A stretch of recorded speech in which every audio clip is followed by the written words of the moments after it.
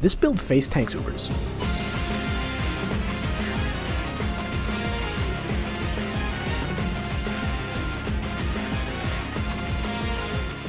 After my last video showcasing a more budget life stack for the current league, I spent the week grinding and investing. I ended up spending somewhere around 300 div, and while not all of it was super efficiently allocated, I think this comes together to be one of the best stacking variants to play this league. It has Giga Tank, solid clear, and a pretty simple upgrade path overall while remaining relatively budget. Here's how I invested my currency to over triple my DPS and allow me to face tank my way to 10 out of 10 Ubers. If you're interested in a mechanical overview of the build, check out my last video. It explains all the basic interactions that make it function. Though that video is focused on a cheaper variant, basically every single item remains the same. Though that raises a question. If every item is the same, how'd I triple my DPS?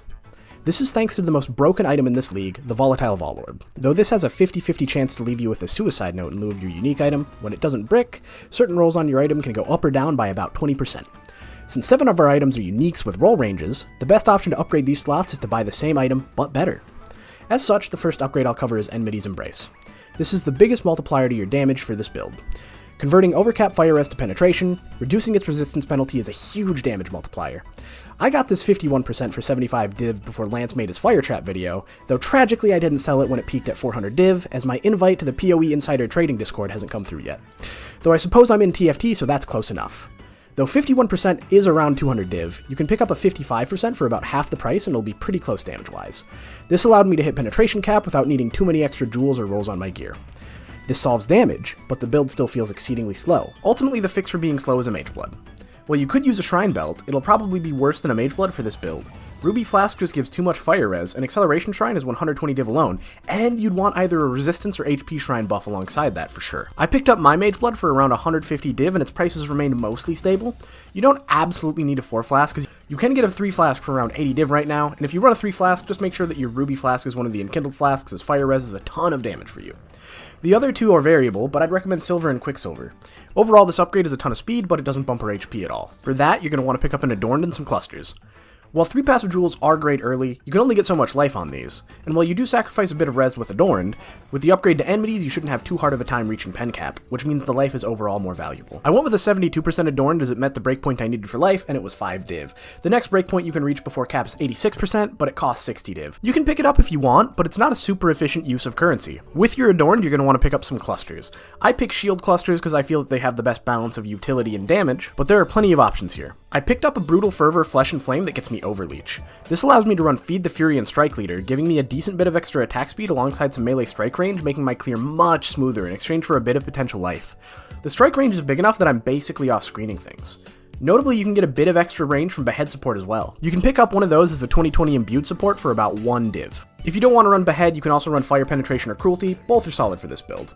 And while you could run 3 passive voices instead of clusters, 3 of those costs more than this entire build and gets you maybe 15% extra damage. You can run them if you have nothing else to spend currency on, but it's another inefficient use of currency in my opinion. As for your other items, you really only care about 1 roll on most of them. A 14% Grey Wind is about 14 div or so, and it's a decent bit of extra damage. 15% is entirely unnecessary and overly expensive. Wrathpith can get a 6% spell damage roll instead of 5, which is actually huge for this build, but you still want a good spell block and life roll alongside the base ES.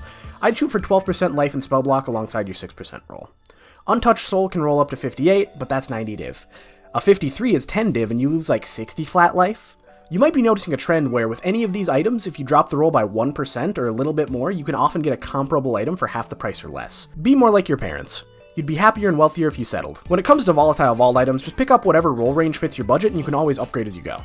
I'll very quickly go over boots and gloves as there are a ton on market that you can just go buy. In case you want to craft them yourself, the notable bits here are getting an extra strike on your gloves. +1 strike is perfectly fine for clearing. You can run +2, it's just unnecessary. Ultimately, to craft items like these, I just go pick up high ES fractures and spam deafening woe essences on them until you get a solid life roll. Then finish them off with either a prefix lock, reforged fire, or an eldritch chaos. Boots are the same, but you can swap the woe essence for zeal and then repeat the process. As for Ascendancy, I'll say a very brief note on Weapon Master versus War of Attrition. At low damage, War of Attrition has very high value as you might be around enemies longer than 15 seconds. But at higher investment, 99% of your fights with this build are going to end before 15 seconds, and the more damage from low life on Weapon Master is almost always going to be better. This is effectively 15% more damage. This remains true in everything besides Void Maps and Ubers. This build probably isn't running Void Maps in this state, and I'm too lazy to switch this Ascendancy for Ubers. As for precursors, it's just so much tank and extra QOL that I would always run it. There isn't really a good alternative to consider here, I don't think. Ultimately though, that's the most notable upgrades I made on this build.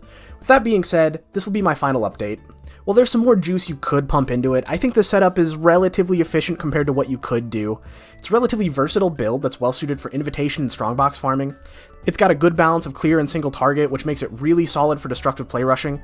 There aren't many mods that brick it. It can face tank Ubers. It's relatively straightforward to put together at most budget levels. Overall, I'm actually really happy with how this turned out, and will likely play it again in the future if it doesn't get nerfed.